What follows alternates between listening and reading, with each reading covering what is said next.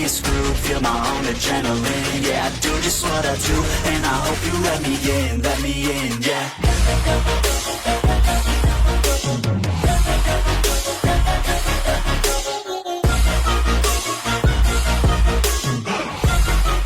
Hello and welcome back, fellow anime lovers, to Cypherfics. I am delighted to have you join us once again in the world of fanfiction and fantasy. This is the 10th part of, What If Issei, Rias Meet Doom. Special note, this fanfic is written and a masterpiece of Sir Yeetus Deletus on FANFICTIONnet. Do check and support the author too. Now smash the like, share and subscribe button for more. Also press the bell icon so that you never miss such great parts. Thanks for the introduction. Now let's dive into the world. The two exited the main school building and started walking, taking the path they normally took to get to the clubroom. They noticed that there were still other students running about. Some were heading home, but a good number of them were heading to other clubs. Many among them were scantily clad females, and usually, Issei would at least acknowledge them with a leer or a lecherous look. But this time and a few others, he seemed distant, staring straight ahead even as some of the girls walked right in front of him. When they noticed him, they scowled and scurried away, covering themselves all the while. He didn't give them any attention. "Hey, can I ask you a question?" Issei suddenly looked at Asia. "Is something wrong?" "I just wanted to ask, you're looking for your father, right? What's he like?" Asia looked at the boy, her eyes widening and her lips parted in surprise. "It's cool if you don't want to talk about it." No, it's okay. I was just caught off guard is all. My father, he was the most loving person. He was a little rough around the edges, and he was tough too. But he was the best father anyone could ever dream of." Asia smiled as memories of her past life came to the front. "More than anything in the world, I just want to see him again." "What happened?" "Huh. Obviously if you speak so highly of him, he isn't a bad guy, so what happened? Were you guys separated?" His eyes showed genuine interest and care. Asia stopped walking for a second, as did Issei. The girl pursed her lips, then nodded slowly. "Something like that. It's very, very complicated." Issei nodded slightly. "Complicated, huh? Is there any way I can help?" "Help?" "Yeah. If there's any way I can help you find your father, I'd like to help. We can make it a group effort." Issei gave the girl a thumbs up. "I know if I got separated from my parents somehow, I'd do anything I could to get them back. Being the HRM king can wait." Asia smiled, both amused and touched. "I'd love that, Issei." "Cool. I won't let you down, Asia. Let's talk more about this after club, if you want." "Sure." Issei, perverted though he may be, was so nice that Asia sometimes forgot he was a devil. All of the occult research club members were, really.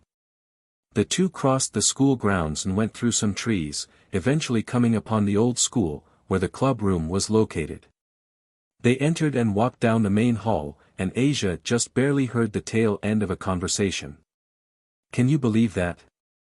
He fought an ultimate class devil that was using a relic, then attacked Bale Castle and completely destroyed it on the same day, then left without so much as leaving a scratch on Lord Bale or Lord Zekrom." Came Rias' baffled voice. "He must have been after something, but what? My, he sounds like quite the troublemaker." That was Aquino. And on top of that, he also somehow revealed that the Great King faction might be in cahoots with.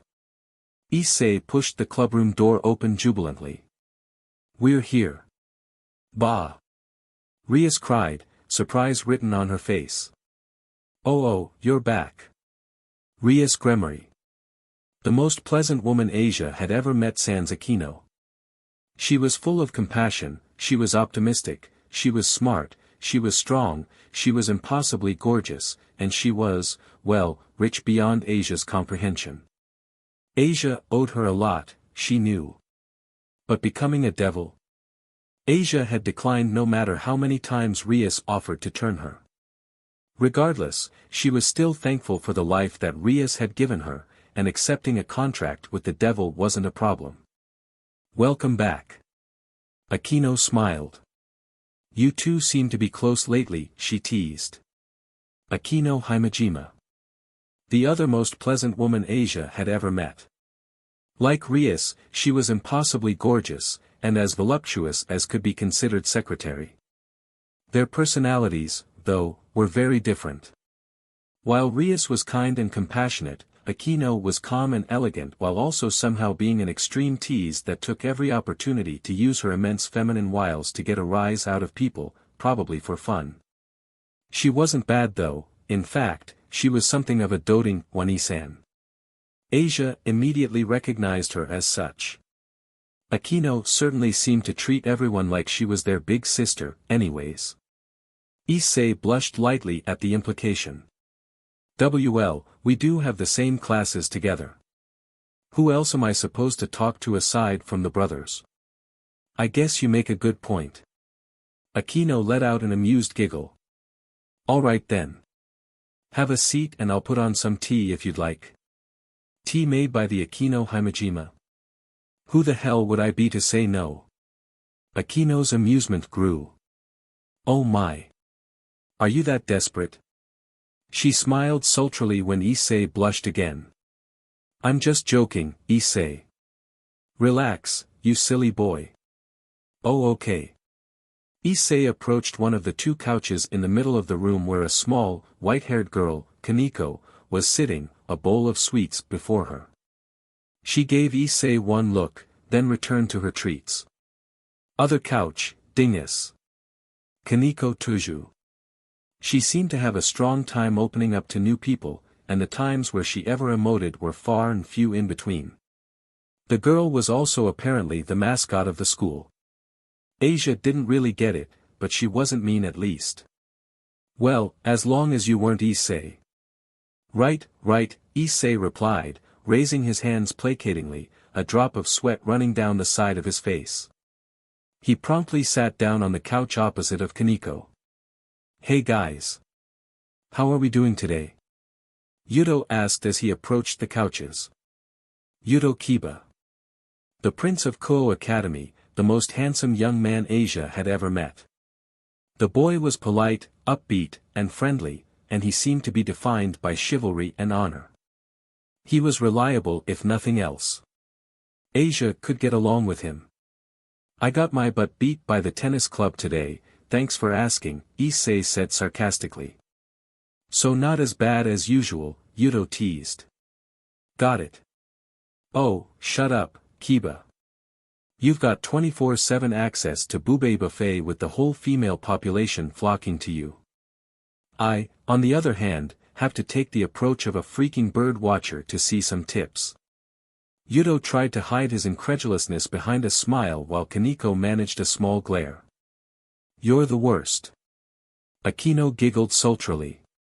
You know, Issei, Rias doesn't really mind if you see her naked. Issei turned his head.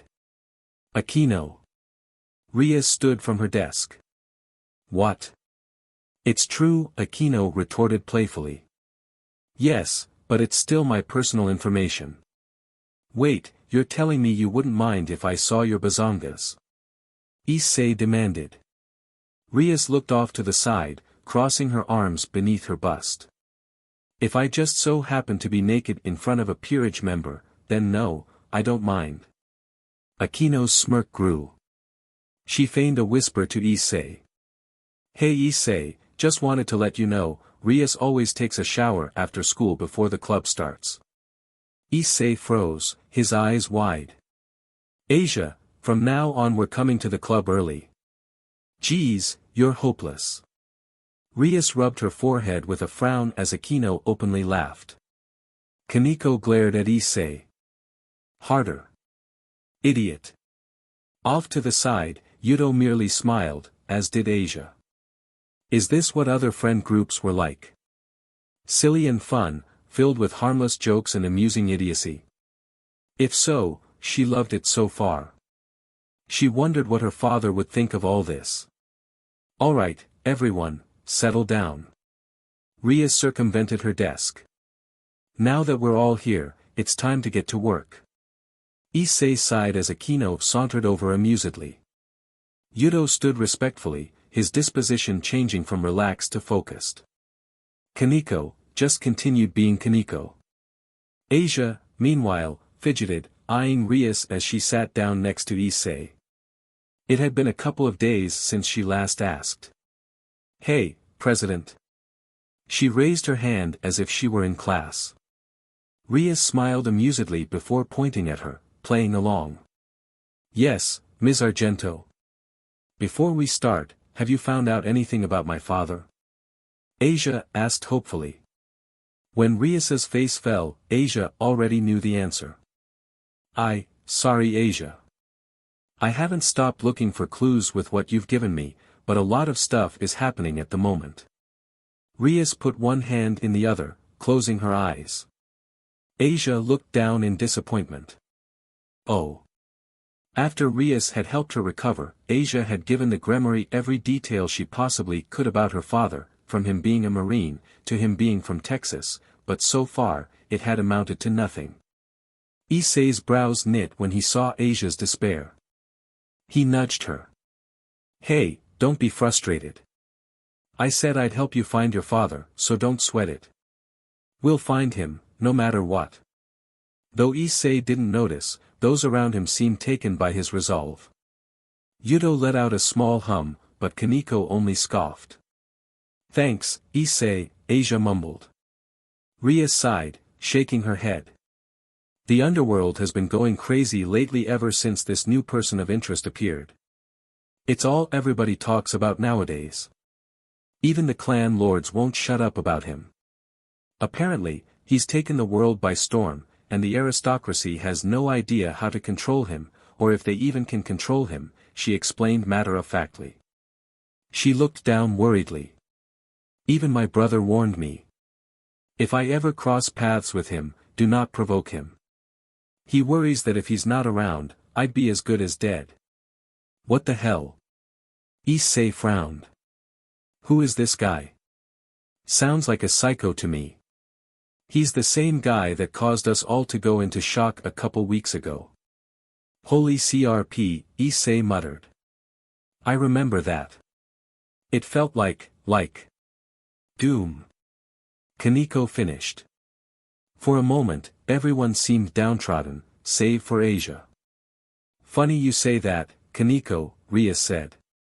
Because there was a broadcast about him only a couple days after he arrived. They call him the Doomslayer.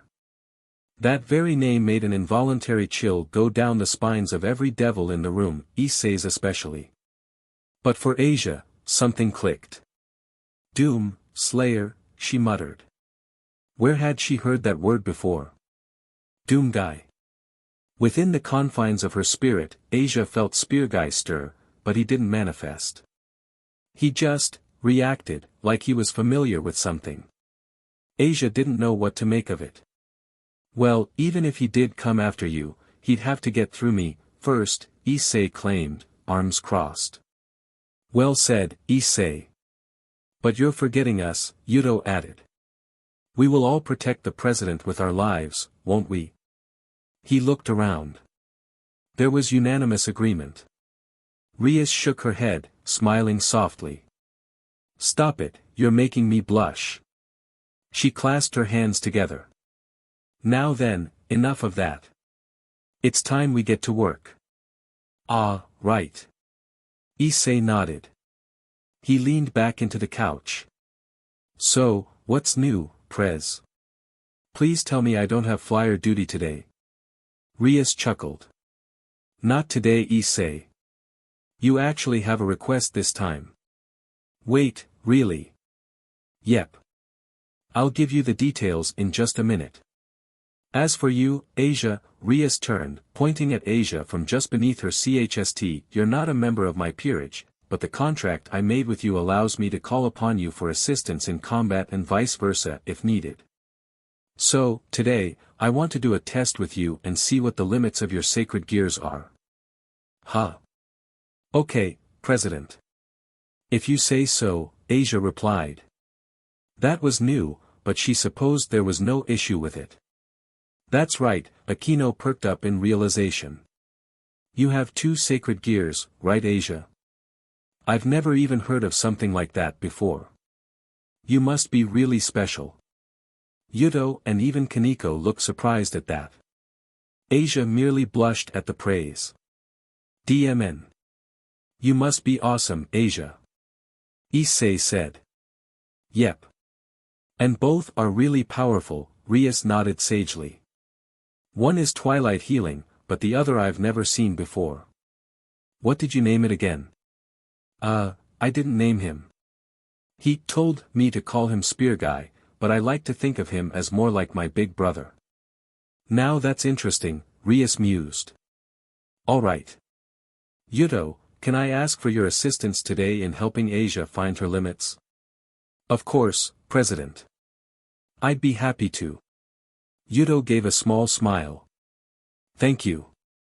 Now, Issei, on to your assignment. Whatever it is, I'm ready. Issei declared, clenching a fist. Good. Today you'll be. It happened without warning. The building shook suddenly, the table and desk rattling. Any smiles dropped, looks of either confusion or sobriety replacing them. Instantly, Kaneko shot up, almost like an animal that had been frightened. Rias noticed instantly. Kaneko. President Rias. An explosion all the way across from town. It was powerful. Her eyes widened. There's something wrong. Everyone looked at Kaneko, Issei and Asia were shocked, everyone else concerned. For her to exclaim with such worry. Something bad must be happening. Suddenly the building shook again, much more violently this time. Everyone outside. Rias ordered. Kaneko and Yuto were the first to leave, immediately followed by Issei and Asia, then Rias and Aquino.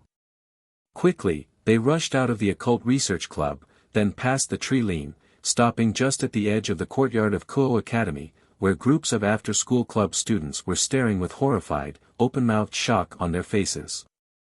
When Asia and the devils saw the source of their amazement, they too, were astonished. A colossal gray cloud of rocky debris was expanding from the top of one of Kuo's surrounding mountains like the aftermath of a brutal volcanic eruption, the cloud expanding high enough to hinder the sun from shining.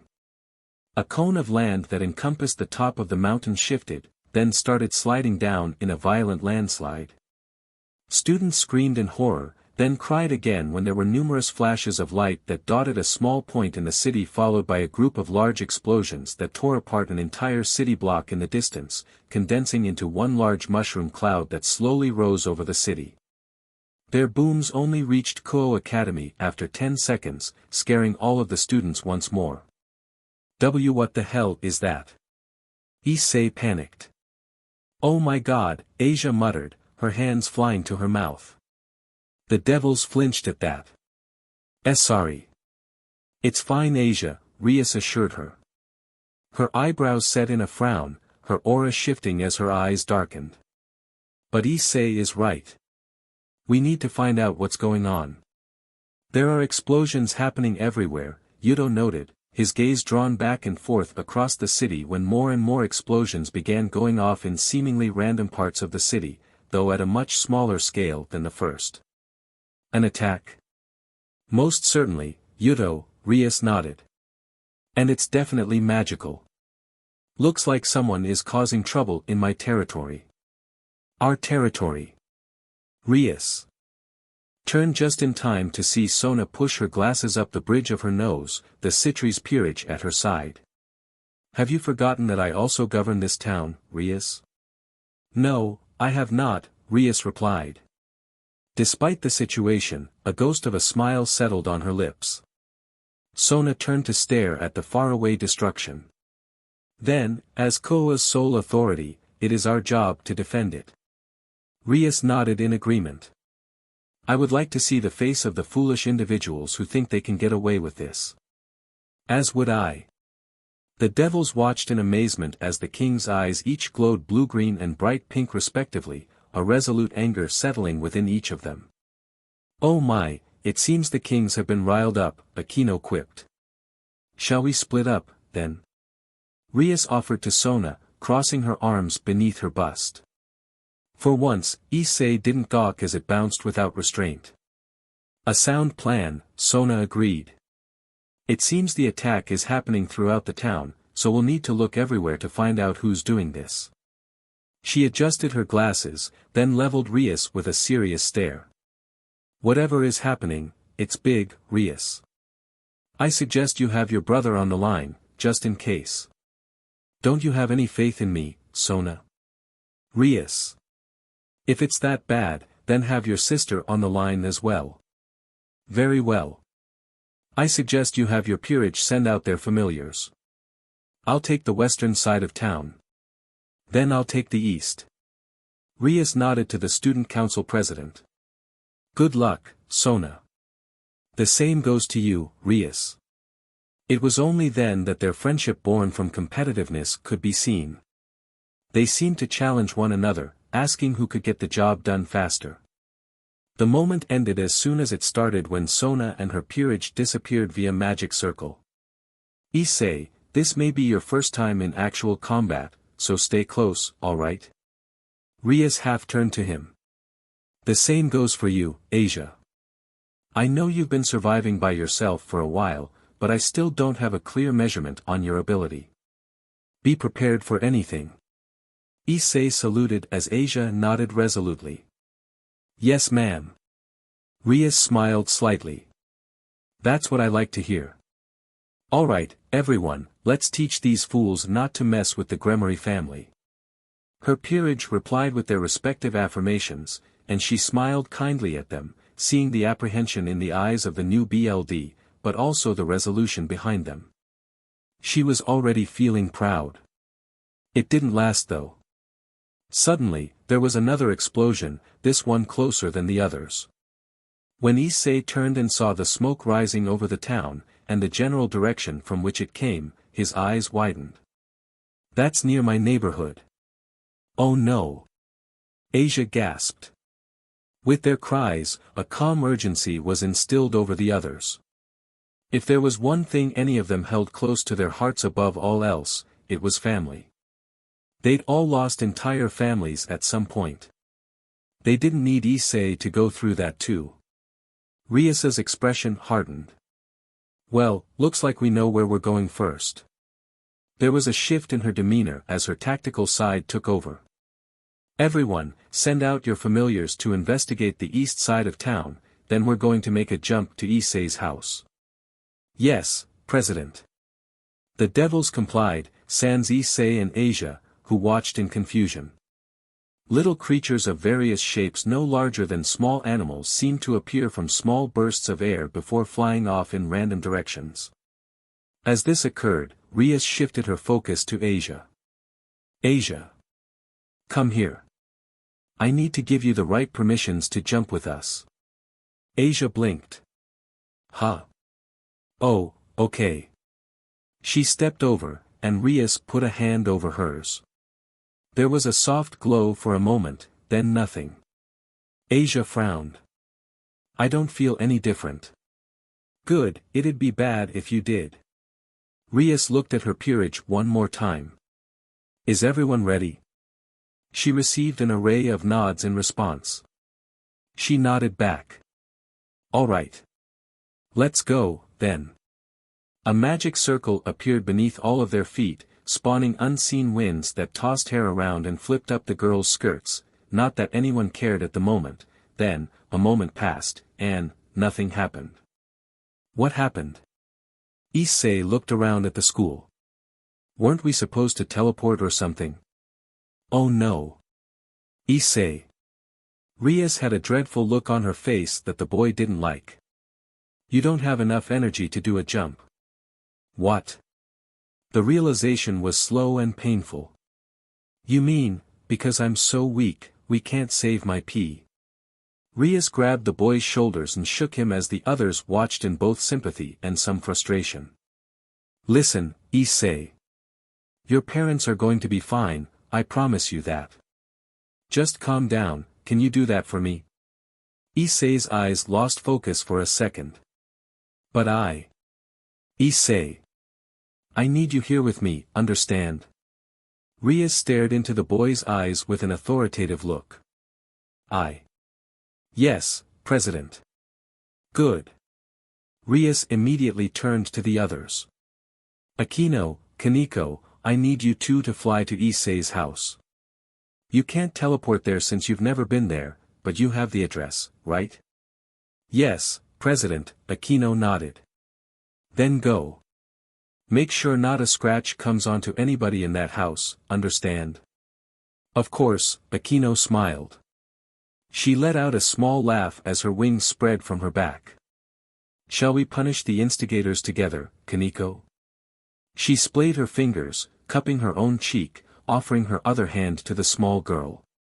Kaneko gave her a flat stare, pushing her hand away. Please don't fetishize this, Akino. Oh.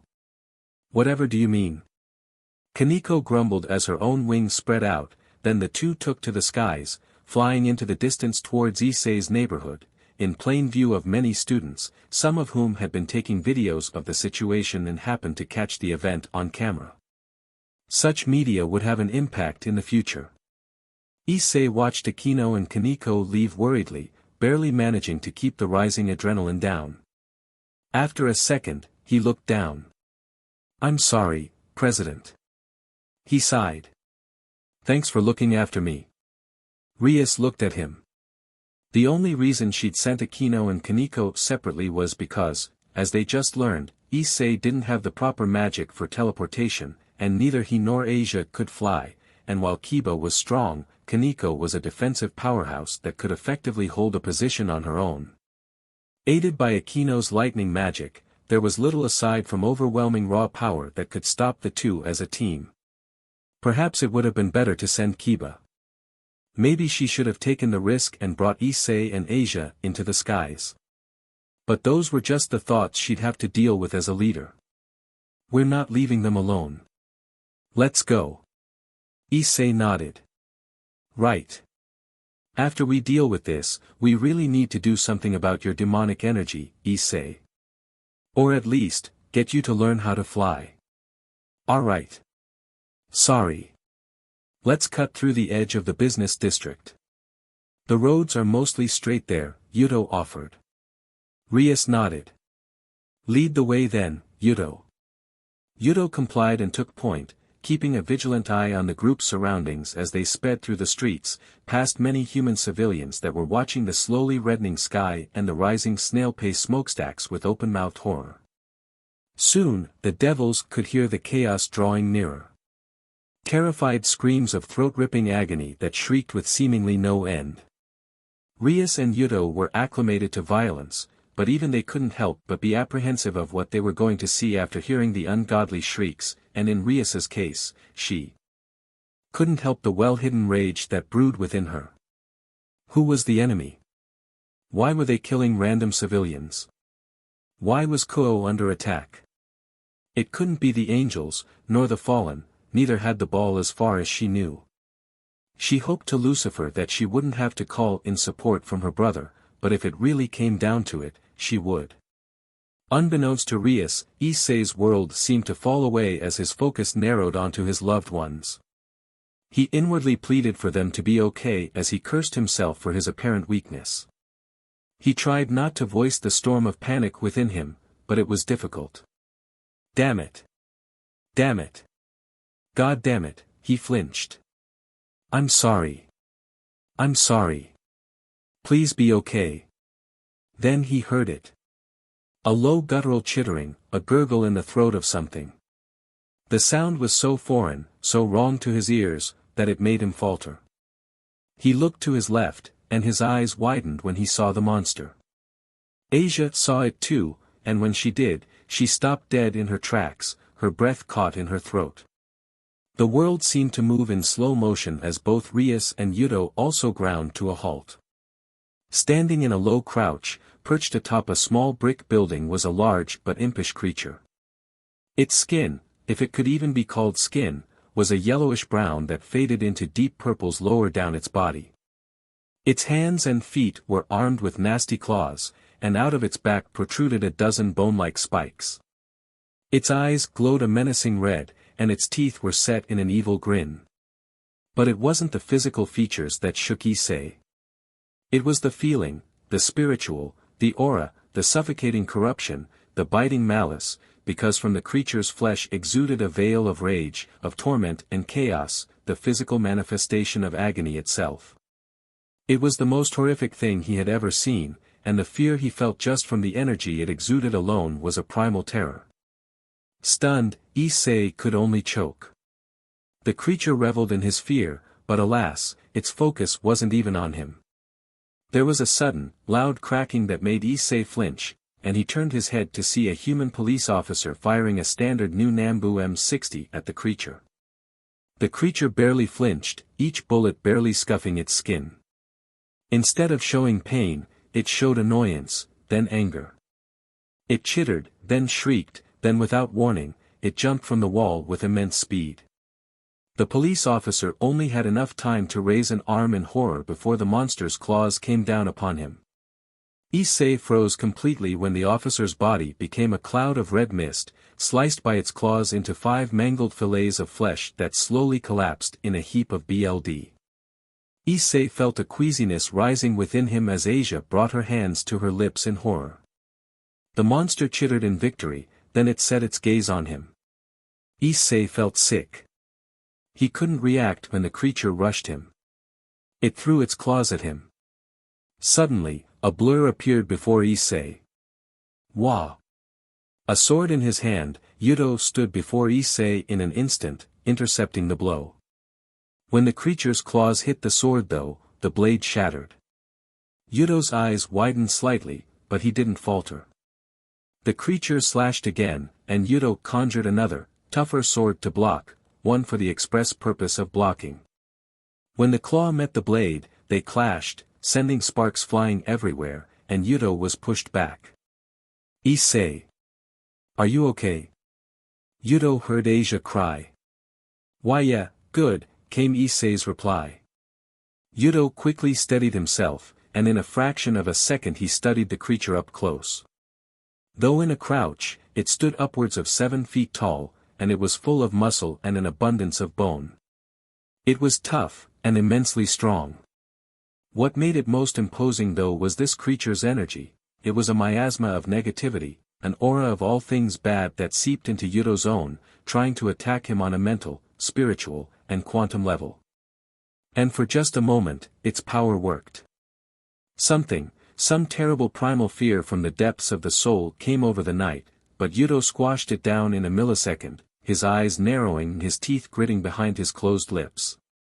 Whatever the hell this thing was, it was bad, really bad. Destroying it was the only option. The creature growled, then slashed at lightning speed without relent, and Yeetus was pressed to block each blow, taking a step back with each impact. What concerned Yeetus at the moment was the fact that there were sparks every time he blocked a blow. This creature's claws were tougher than Yeetus' own sword, and with every strike, it was whittling the sword down. Kiba? Rias asked, her tone indicated that she was questioning whether he needed assistance. I got this, he answered coolly. His eyes narrowing, Yeetus blocked one more strike, then jumped away. The monster didn't relent, clearing the distance he'd created in a fraction of a second. The monster swung again, blazing fast, not as fast as he was, but still incredibly shocking.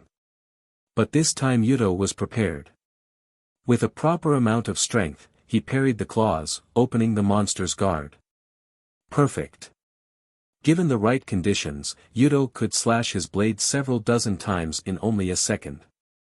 Now that the creature couldn't attack or defend, it was time. With a grunt of effort, Yeetus swung his blade and cleaved the creature in half, or at least, he tried to. Like he'd run into a wall of steel, the sword sliced through the first layer of skin, an inch into the flesh, then it stopped at bone. What? Yeetus' lips parted, revealing clenched teeth as he leapt back, avoiding another blow. Yeetus! Rias urged. Kiba. Issei cried. Look out. Yuto turned his head just in time to see another one of the creatures land atop a car, a fireball in its claws. His instincts went wild. That was not a normal fireball. The monster on the car launched the fireball, and Yuto jumped into a backflip to avoid it. He just barely got to see the fireball explode on the ground, turning a small circle of the street into white-hot slag. Something in the corner of Yuto's vision blurred, and he turned his head midair just in time to see the other creature, the first one only a foot away from his face, already clawing at the air. It had jumped up to tear him in half.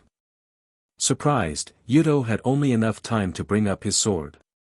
Suddenly, in the other corner of Yuto's vision, a roiling blade of intense blue energy appeared, then an armored arm, a leg, then the body of a futuristic Templar Crusader. His mouth fell open. Lightning quick, Spearguy rammed his spear through the chest of the creature, sticking it to the spearhead, then he spun and threw his spear downwards with terrible might. It skewered the second creature beneath the first, the sheer force tearing both monsters in half and crushing the top of the car, the spear piercing straight through the vehicle, embedding itself in the pavement of the street. Spearguy landed heavily on the hood of the car, crushing the engine. He retrieved his spear just as Yuto landed. Holy crp. Issei rose from unsteady legs, eyes wide. It took him a second to remember Spearguy. Wah, hey, you're that guy. Yuto noticed too. He turned to the resident ex-nun. Asia? Sorry if that was sudden. You looked like you needed help. Asia had a distraught look on her face. She withered under Yuto's gaze. Brother wanted to help. Yuto's gaze softened. It's all right. Thanks for the help. Kiba, what was that? Rias stepped over, drawing their attention. The look on her face was a mix of concern and acerbity. You panicked. For a moment there. Yuto inwardly flinched. He closed his eyes for a second. I don't know. Whatever that thing was, I couldn't cut through its bones. Slowly, his eyes shifted to the creature, which, Yuto noticed, was burning away. He almost commented on it, but then his attention shifted to Spearguy. The imposing apparition still stood atop the hood of the car, staring down at the remains of the enemy. The apparition hadn't moved an inch. Yuto recalled the violence with which Spearguy had dispensed the enemy. Spearguy's actions hadn't been mechanical, like a puppet that was being controlled by Asia's whims. His actions had been filled with hate. Real hate. What's wrong, Yuto? Rias inquired. Yuto pointed at Spearguy, his eyes narrowing. He knows what we're up against. Rias looked at Spearguy then back at Yuto like he'd grown a second head. It's just a magical construct, Yuto. Asia's power. No. He's alive. And conscious. Rias made to protest. Demons. It was a low, gravelly voice. All heads swiveled as one, landing on Spearguy. Everyone's eyes widened. Be brother. Spearguy's fists clenched. He palmed his helmet with his unoccupied hand, as if remembering something. The apparition stumbled off the car, eliciting caution from everyone except Asia. Brother. Asia reiterated, her voice barely a whisper as she stepped over to him. The demons. We must kill them all. Demons? Rias muttered. She briefly ignored the implications of him speaking, of him clutching his head like he was remembering something. She briefly put aside Yuto's claim that Spearguy was conscious and sentient. They are rage. Brutal. Without mercy. What do you mean, demons? Devils? Nay. Demons. These are imps. They feel no pain. They feel no fear. They know only rage. They destroy indiscriminately, as is their purpose. Upon expiration, most burn away, such is their fury. Issei felt a chill go down his spine as Spear Guy described them. Asia too had an unpleasant feeling welling up inside her. Demons? Like the ones from her past. The girl doubled over suddenly, incurring Issei's concern. Asia. I am okay, she muttered.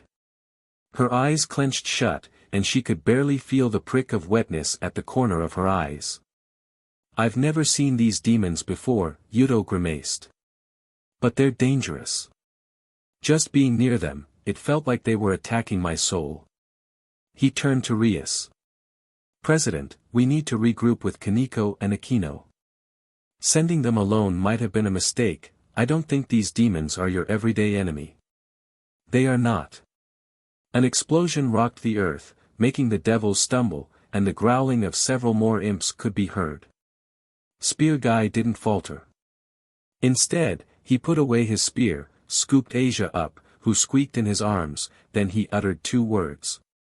Follow me. Then he took off. His speed was immense, surpassing even a knight's. Hey, slow down. Don't run ahead, Rias grumbled.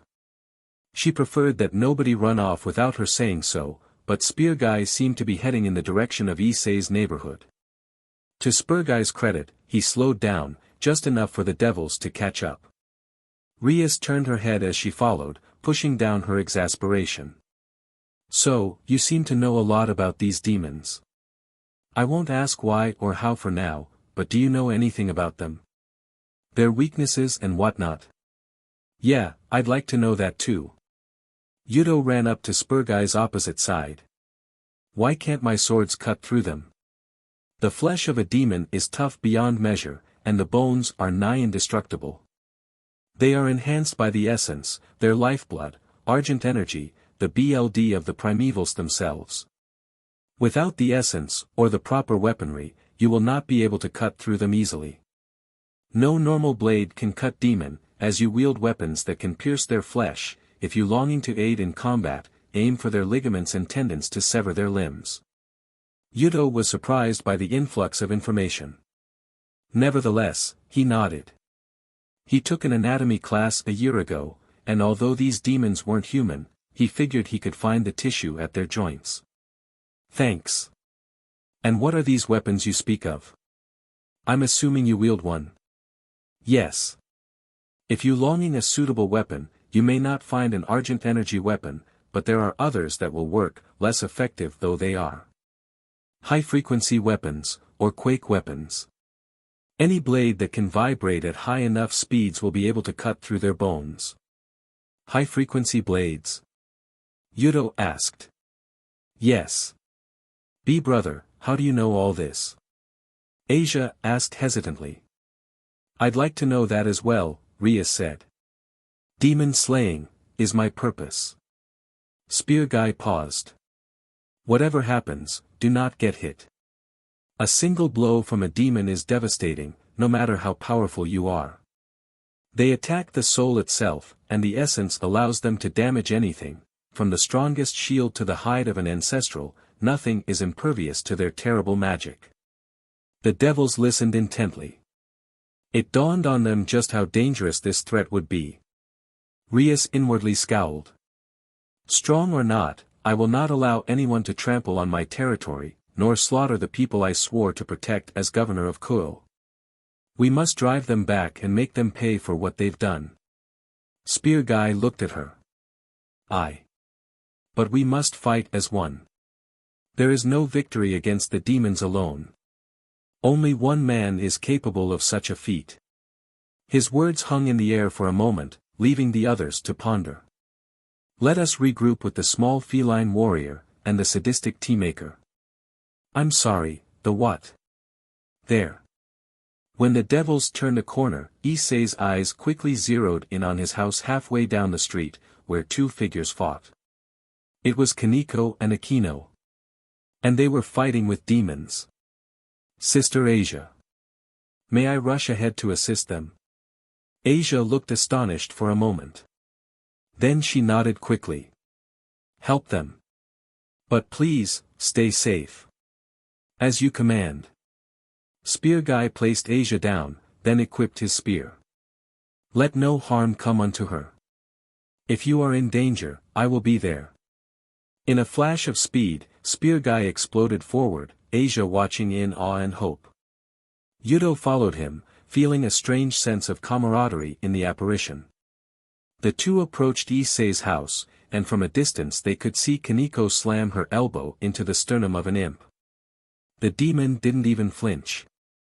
It slashed at the girl, but she stepped back, caught its arm, then threw it at a car.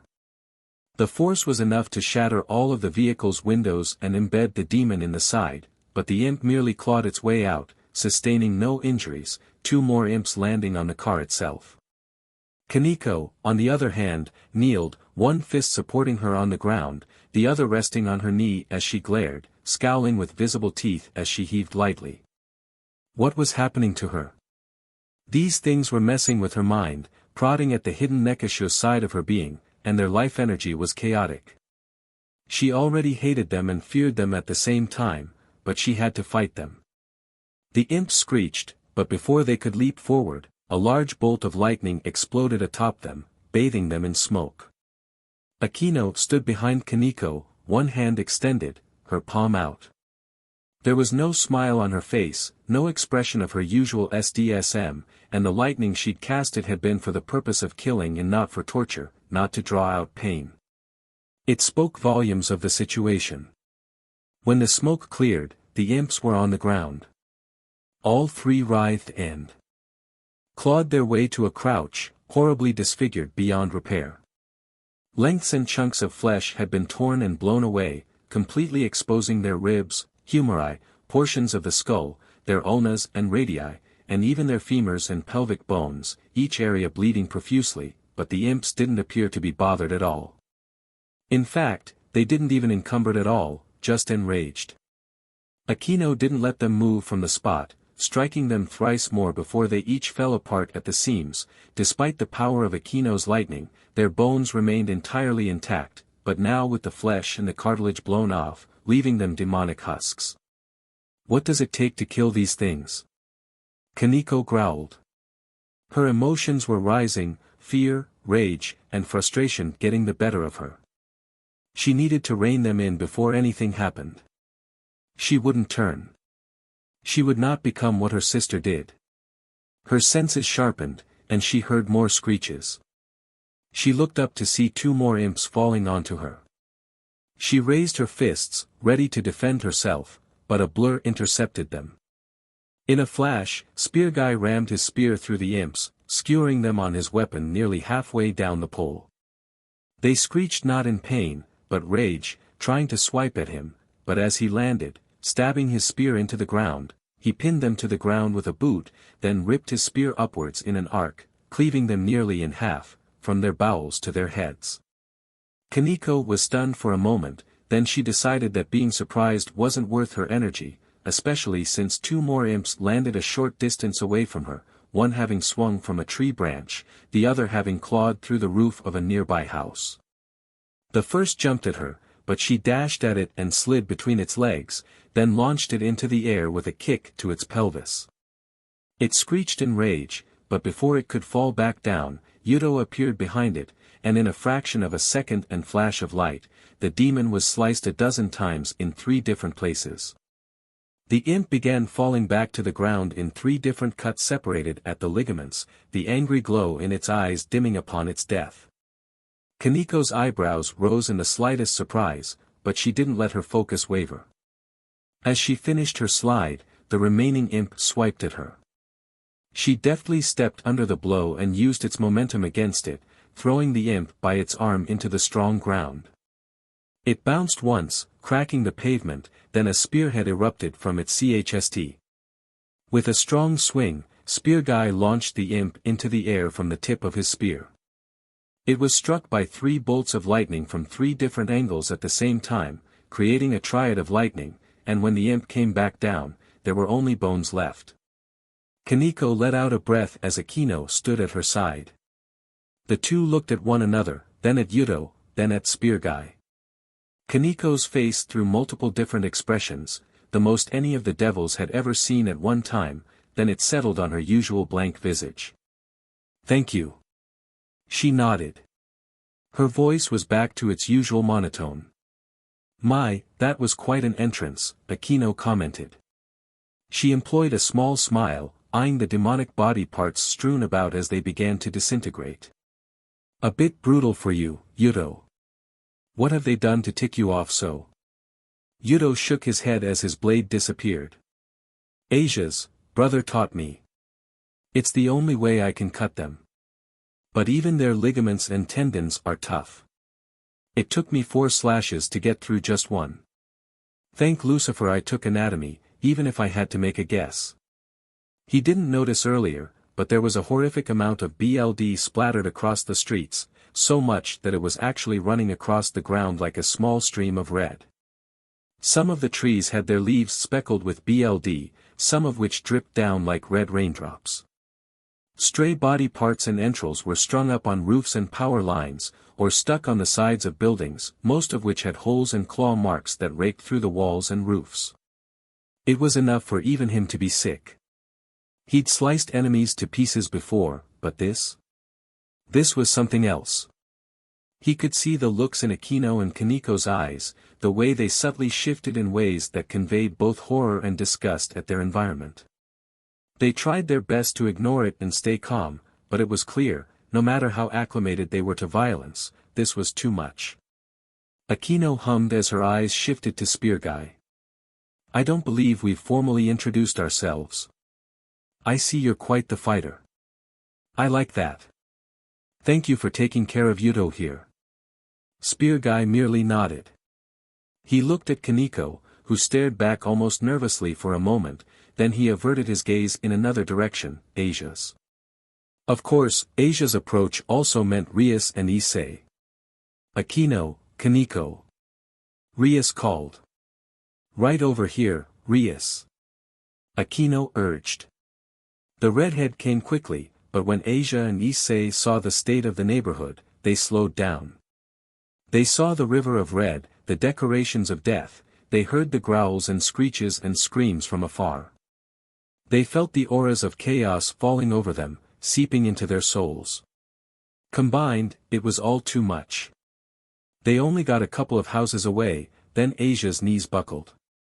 She nearly fell to her knees, but Spear Guy was there to catch her and pull her into a comforting embrace. Issei was not so lucky. He gagged at the smells and sights and sounds, then he turned to the side and retched on shaky legs, right into a large puddle of blood, adding his own fluids to the already horrendous mix. He couldn't keep himself from falling, and he had to use his hands to support himself. He gagged again, growing nauseous as his clothes soaked up the sticky red blood. Jesus H. Christ. "Issei, are you okay?" Asia managed to mutter. "No." He retched again. It was only after he stood back up that he realized Yuto had come and helped him up. "At my house. I need, my parents, are they?" "They're okay," Akino answered, seeing the look in his eyes. "But we might not be if this is just the beginning." "Rias?" The redhead closed her eyes. "Call Surzex. Code Black." "Understood, Rias." "Thank you." With a nod, Akino stepped away from the group, and a magic circle appeared by her ear. "SHT-F," Issei cursed as he panted. He looked at his allies, his newest friends, then he looked at his house. "Mom. Dad." He called, stumbling towards the front door. Yuto reached out to him, but Rias stopped him with a hand on his shoulder. She shook her head. "Help me set up a barrier of concealment. We can't stay here too long, or the whole town will become a slaughterhouse, it looks like." "Yeah, you're right." The two immediately got to work, Kaniko standing guard, trying her best to adjust to the environment. Spear Guy looked at them all, then he turned to Asia. "Sister Asia. We must fight these demons. It will be dangerous, but, you are my priority. If anything happens, I will be at your side, and we will retreat if we must, to live and fight another day." Asia stared up at Spearguy, both assured by his conviction for her safety, and disheartened by the idea that an enemy like the demons could be terrible enough to make even Spearguy consider retreat. She trembled at the danger ahead, but at the same time, she could see him looking back at her. She could see her father standing in the way of evil no matter how putrid or powerful, so that no demon could do harm someone like they did her. Like they did him. But how could she be like that? Stand strong, Sister Asia. We will get through this. You are stronger than you think. Spearguy looked at the rising smokestacks and the red sky. For this, you must be. Donasek tapped his foot impatiently, his flip phone ringing several times as he called the highest superior he could manage. He nervously looked around the small diner he and his colleagues had fled to in the nearest neighboring city. Middlet sat across from Calawarner in one of the nearby booths, nervously nibbling on a greasy French fry. She eyed Donasek's flip phone irritatedly. Geez, what are you, a fossil? Before Donasek could reply, Middlet hurriedly spoke again. Sorry. Sorry. That was uncalled for. I'm just nervous. That's fair. We almost died after all, Calawarner tried to assure her. I still can't believe we escaped that. I can't believe that Rainier became an insane megalomaniac. Middlet paused. Scratch that. I can. She was always kind of ambitious when she got on the team with us. Ambitious is underselling it. I also can't believe she's doing that all so she can have a go with Azazel. She should have just asked, the crazy beach. Calawarner grumbled in annoyance before stuffing a fry into her face. She paused when out of the corner of her eye, she spotted the news on a television mounted above the doorway to the restrooms. Hey, look. She pointed. Both of her longtime allies looked. This just in, Kuo town, south of Narima, is currently undergoing a disaster as what can only be described as monsters ravage the streets. Here is Shizuka, live on the scene from one of our choppers. Shizuka? The shot switched from one of a woman at a podium to a camera shooting from a helicopter down at the horror below. A lot of it was being censored live. I can't even begin to describe the situation, Saya. It looks like hell down there, I'm gonna be sick.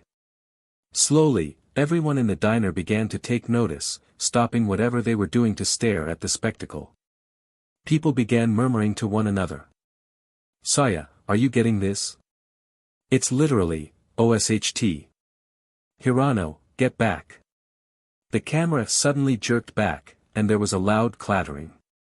The camera rested showing the floor of the helicopter's cabin, as well as the outside sky. Takashi. Get us the hell out of here.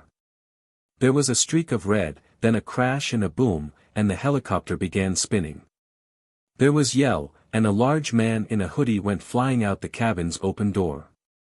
After a few seconds, the name Shizuka screamed, then the camera footage cut off when the helicopter presumably crashed. There was static for all of 5 seconds before the shot switched back to the news anchor. The diner went silent. Saya, the news reporter, was also silent. After another moment, the news cut off altogether, immediately switching to a commercial break. The diner erupted into a cacophony of shock, fear, and outrage. Donasek, Middlet, and Calawarner all looked at each other. Donasek jumped when his phone was finally answered after his 5th call. You've reached Azazel's office. Chief Secretary Penemu, speaking.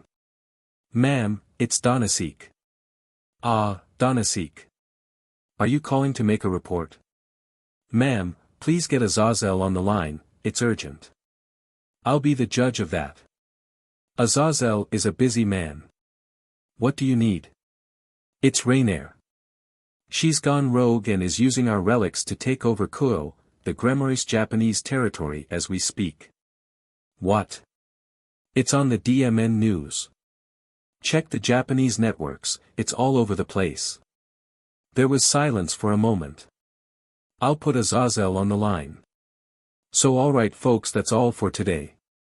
Stay tuned for more such crossovers. Do subscribe, like and share for more such videos.